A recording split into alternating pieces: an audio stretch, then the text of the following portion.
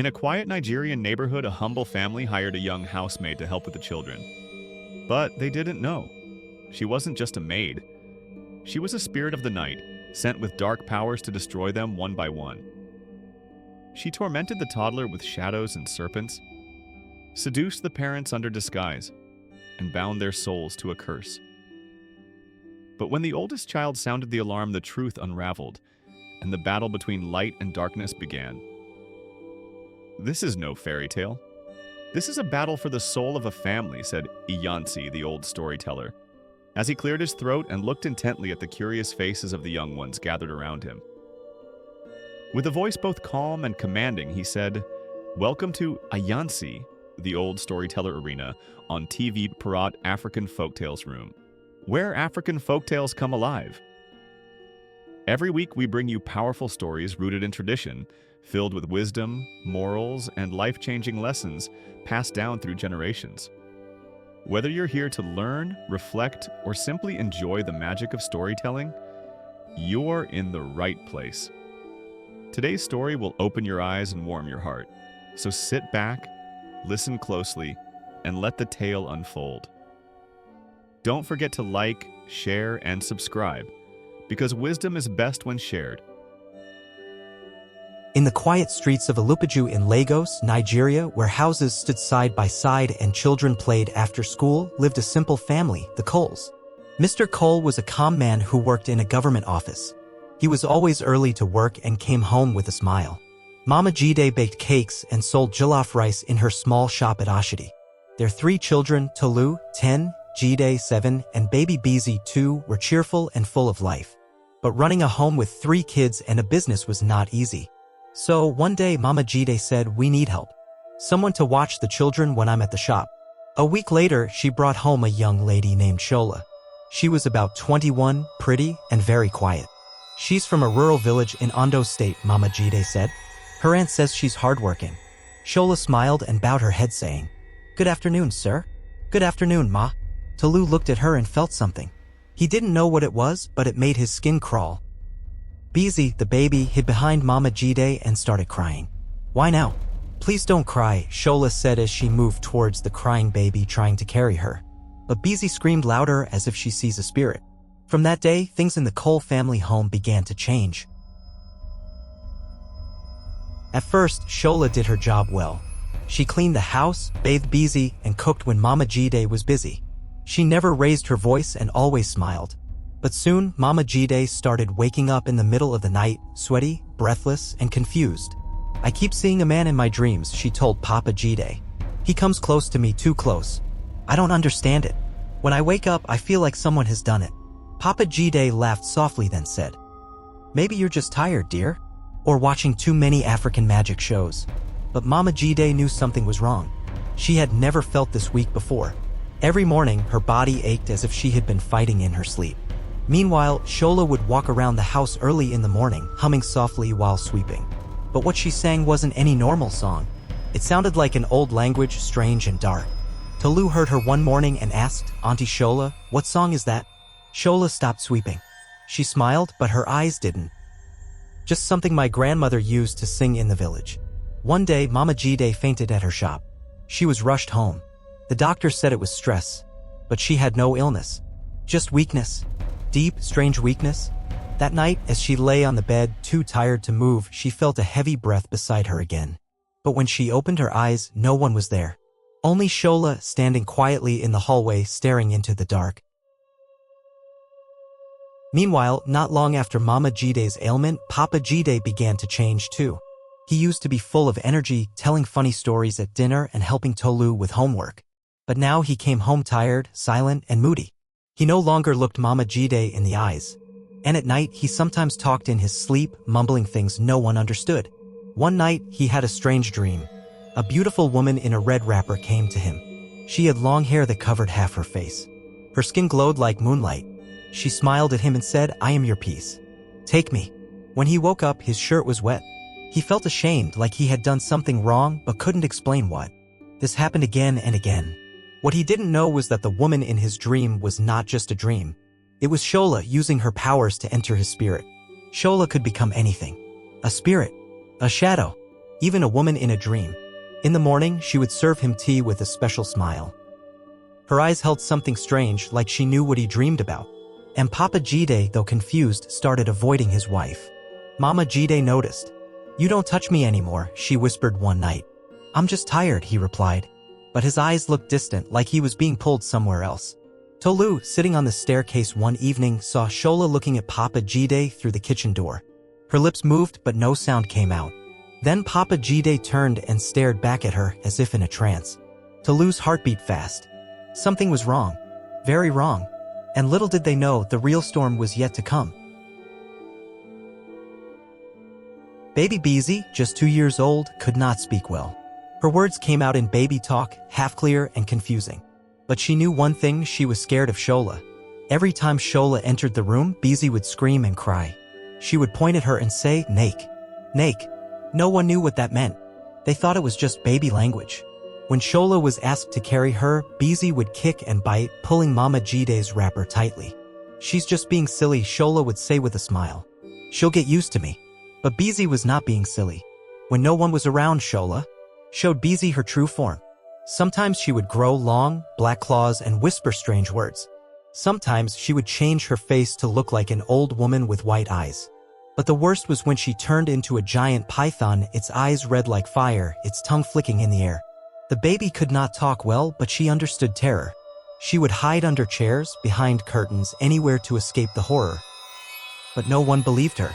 One night, Mama Jide heard soft crying and went into the children's room.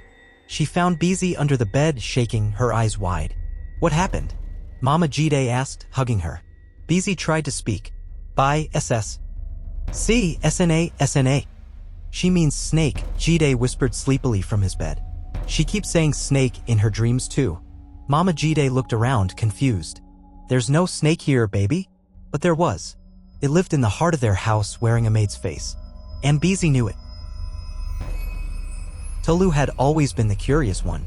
He loved to read comics and detective stories. But now his own house was beginning to feel like one of those stories, strange, dark, and dangerous. He noticed how the baby was always scared when Shola was nearby. He also noticed how Mama and Papa had stopped laughing together. The whole house felt cold even when the sun was shining. One day, while looking for his missing storybook, Tolu checked under the baby's crib.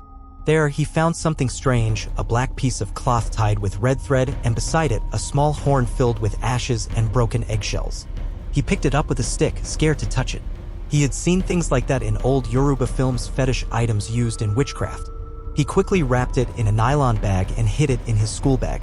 Later that evening, he asked Mama Jide carefully, "Mummy, do you believe in juju?" Mama looked at him, tired. "Why are you asking such things?" "No reason," Tolu mumbled. "Just asking." That night, he heard something again, strange chanting coming from the kitchen. He tiptoed there quietly and peeked through the doorway. Shola stood alone, eyes closed, whispering in a language he didn't understand. Before his eyes, a small fire lit itself in the pot without matches. Tolu gasped and ran back to bed. He now knew the truth. Shola was not ordinary. And the baby, she wasn't just crying. She was trying to warn them. But no one was listening. And soon something terrible would happen. It was a quiet Wednesday afternoon. Tolu's school closed early because the teachers had a meeting. Instead of going to a friend's house like he usually did, he decided to go straight home. When he got to the gate, the compound was too silent. No cartoons playing. No baby laughing. No clinking pots. Just silence. He entered and dropped his school bag by the door. "Mummy? Auntie Shola," he called out. No answer. Then he heard it, a faint whimper. It was coming from the children's room. He walked carefully down the hallway. His heart was pounding. Something felt wrong. He pushed the door open slowly and froze. There, in the middle of the room, was a massive python. It was coiled tightly around baby Beezy, its head rising high with sharp eyes glowing red. Its tongue flicked in and out, tasting the air. Beezy's mouth was open, but no sound came out. Her eyes were wide in silent fear. Tolu dropped his books and screamed, "Jesus!" The python hissed and turned its head toward him. Tolu didn't wait. He turned and ran out of the house, barefoot, shouting for help. "Help! Snake! Snake in my house! My sister!" Neighbors came rushing. Some carried sticks, others called for animal control. But by the time they got back into the house, there was no python, only Beezy. shaking in the corner, her clothes wet from sweat, and Shola, standing in the kitchen with a confused look on her face. "What is going on?" she asked, blinking like she had just woken up. Tolu pointed at her, tears in his eyes. It was her. "She's the snake. She turned into a snake." People looked at each other. A few believed, most didn't. But one old man, Baba Hakim, the herbalist down the street, stepped forward. He looked into Shola's eyes and said, "This is no ordinary girl." Then he turned to the family. "You people are in danger." The neighbors slowly left, whispering among themselves. Some shook their heads in disbelief. Others said prayers under their breath. But Baba Hakim stayed behind.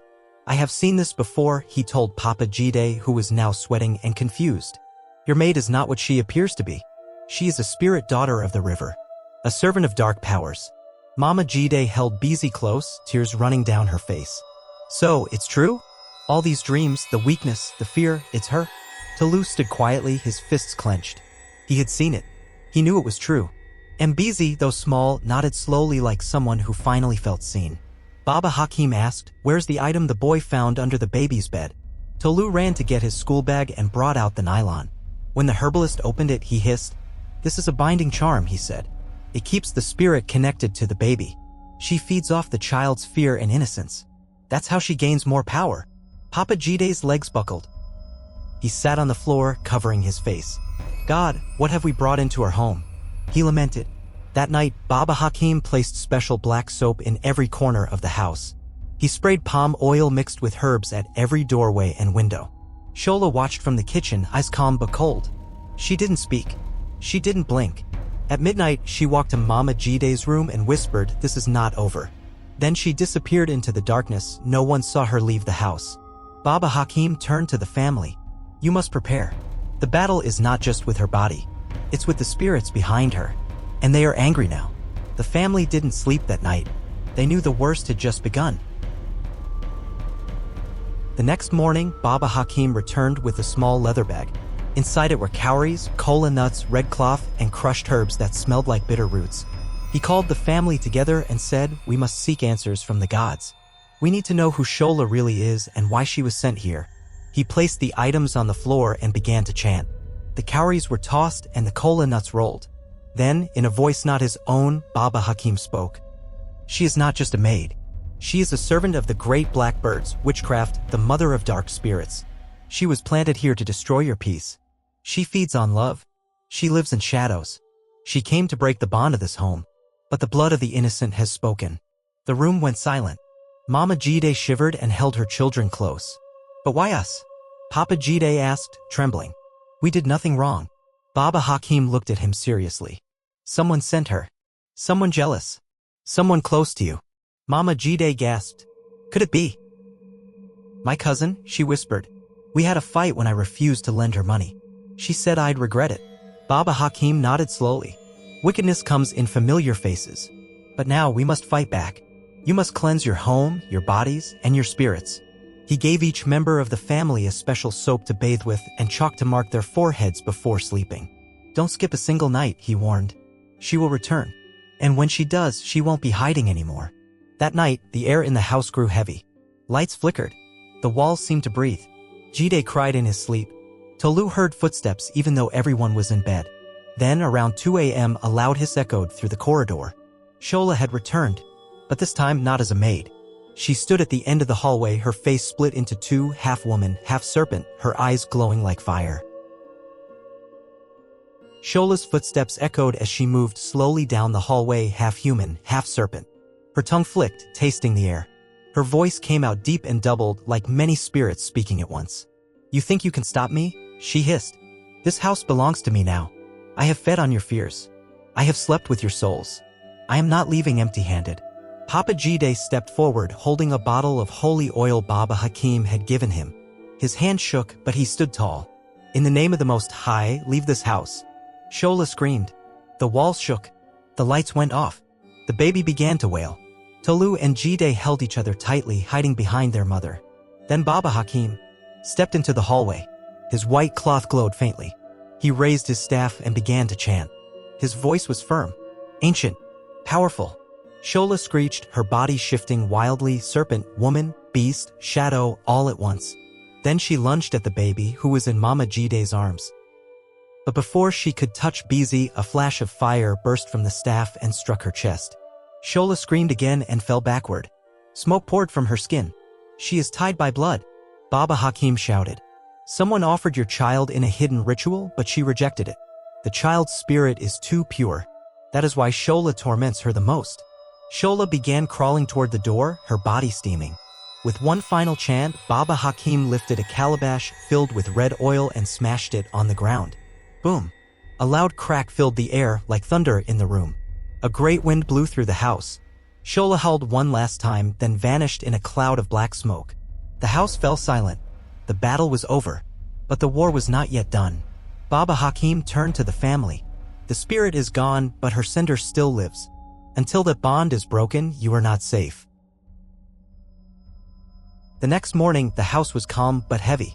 The children wouldn't go near the hallway where Shola had vanished. Beezy refused to leave her mother's arms. Jide and Tolu stayed silent, eyes wide with worry. Papa Jide locked all the doors. Mama Jide burned incense and played gospel music all day. But fear still sat quietly in every corner. Baba Hakim returned that evening with a clay pot sealed with black wax. This pot, he said, will reveal the face of the one who sent her. He placed it in the center of the sitting room. Everyone gathered around it holding hands. He said a prayer, then broke the wax with his staff. The room grew cold. Inside the pot, the surface of the liquid shimmered. Slowly, an image appeared, blurry at first, then clearer. It was Auntie Ronk, Mama Jide's cousin, the woman who had once stayed with them for 2 weeks. The one Mama Jide had refused to lend money to. The one who had said in anger, "You will regret this. Mark my words." Mama Jide fell to her knees. "Ronk? My own blood." Baba Isola nodded. "She paid to send that maid. She asked for your marriage to scatter and your baby to die slowly. But your child's spirit was stronger than the spell. And now she must be confronted." Papa Jide stood up, rage in his eyes. "Let's go and find her," he said. But Baba Hakim raised a hand. "No. You do not fight spiritual enemies with anger. You fight with truth, with prayers, with cleansing. And we must break the link tonight." He told them to gather ashes from where Shola vanished. He mixed it with palm wine, kola nut, and bitter herbs. "This drink," he said, "will free your spirits from her hold." Each family member drank a spoonful. Then Baba Hakim prayed over them, marking their foreheads with white chalk. That night, they slept soundly for the first time in weeks. But far away, in a dark room lit by red candles, Auntie Ronk stirred. She had felt it. Her grip was breaking. And now she was angry. The days that followed were peaceful, but not without a lingering fear. The family went on with their lives, but they could feel the weight of something still in the air. Baba Hakim had warned them. The fight was not yet over. Auntie Ronk had not forgotten her defeat, and she would return stronger, angrier, and more dangerous. Late one evening, as the sun set and the cool breeze blew through the open windows, the family gathered for dinner. They spoke quietly, trying to carry on as normal, but their nerves were still on edge. Then, just as they were about to finish their meal, there was a knock at the door. Mama Jide went to answer it. When she opened the door, there stood Auntie Ronk, dressed in black, her eyes dark and sharp. She stepped inside without waiting to be invited, her gaze cold. "Ronk," Mama Jide whispered, taken aback. "What are you doing here?" Auntie Ronk smiled, but it was a smile that didn't reach her eyes. "I'm here to finish what I started." Papa Jide stood up. "No, you can't do this. You've heard us enough. We know everything." Auntie Ronk's smile grew wider. "You know everything? Good. Then you understand that you've crossed the line." Before anyone could speak, she raised her hand and the air grew heavy. The room felt colder. The lights flickered. Then, with a sudden movement, she clenched her fists and the floor began to crack beneath them. Mama Jide grabbed her children and pulled them back, but Auntie Ronk was already chanting in a low, guttural voice an ancient incantation, one that only the darkest spirits could understand. Suddenly, the walls seemed to close in. The air became thick, like the house itself was suffocating. And then, from the cracks in the floor, a shadow rose, tall and twisted, with glowing red eyes. It was a spirit, a dark force summoned by Ronk's magic. Tolu, eyes wide in terror, grabbed Baba Hakim's herbal bag from the shelf. Baba, help! Baba Hakim appeared just as quickly, stepping into the doorway with his staff raised high. Auntie Ronk, he shouted. This madness ends now. You are not welcome here. The shadow surged toward him, but Baba Isola moved quickly, sprinkling herbs from his bag onto the floor. The room shook violently, but he stood firm, chanting louder than ever. You have no power here anymore, he yelled. The blood of innocence and purity will burn your darkness away. Auntie Ronk's eyes widened in fury, but she faltered. No, this is my power. I will. But before she could finish, Baba Hakim slammed his staff into the ground. The ground exploded in a burst of light, and the shadow dissolved into smoke. Ronk screamed, but the sound was swallowed by the wind that whipped through the room. With a final, shrill cry, Auntie Ronk collapsed to the floor. The darkness lifted from her, and her body went still. The family stood in silence. Auntie Ronk, now a mere shell of the woman who had come, was no longer a threat. Baba Hakim stepped forward. It is done. The house was still. The storm of chaos that had shaken it was over, but the air felt heavy with the weight of the past weeks. Auntie Ronk, once a dark force in the family's life, now lay motionless on the floor. Her body was still, her eyes vacant, and there was no sign of the darkness that had controlled her. Mama Jide kneeled beside her cousin's body, tears welling up in her eyes. Ronk, I never thought it would come to this. What have you done? Papa Jide placed a hand on her shoulder. She was blinded by hatred and greed. She wanted to tear us apart. Baba Hakim stood by the door, his face grim. This darkness was not just about money or revenge. It was a test of your family's strength. You passed it, but be careful. There will always be forces that try to tear you down. Mama Jide looked at Baba Hakim. What happens now? Is it truly over? Baba Hakim nodded slowly. Yes. For now.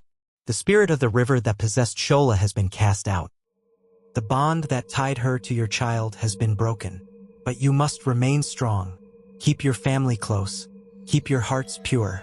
For darkness feeds on fear, and it will always try to find another way in. Tolu, still shaking, clung to his mother. Will she come back? He asked. No, Baba Hakim replied, his voice firm.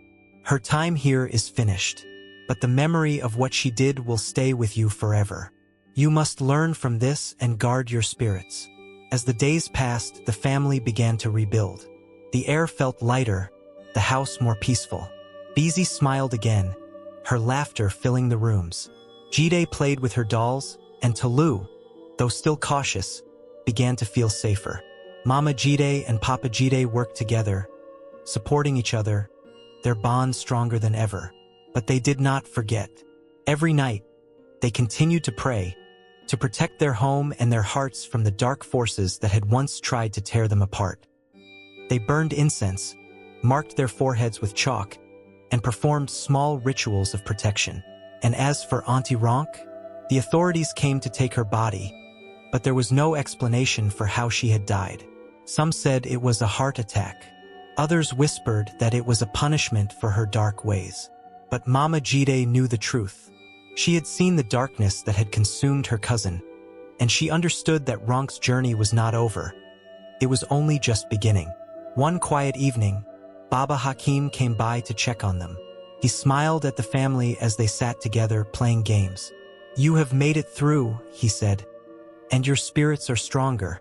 But remember, the greatest power lies not in magic or rituals, but in your love for each other. Keep that love, and you will always have light. The family hugged each other tightly, knowing that they had faced evil and survived. They had faced betrayal, fear, and darkness, and yet their hearts remained pure. As the sun set on their small home, they knew that no matter what the future held, they would face it together. They were a family bound by love, and nothing, no dark spirit, no wicked enemy could ever tear them apart again. And so, my children, our tale ends, but the lesson lives on. What wisdom did you gather from today's story? Share your thoughts with us in the comment section below. We're eager to hear from you. If you enjoyed Iyansi the Old Storyteller, give this video a thumbs up. Share it with family and friends so they too can learn from our moral-filled tales. And subscribe to the channel. Don't forget to hit the notification bell so you won't miss the next story from Ayansi's Vault of Ancient Wisdom. Thank you for watching.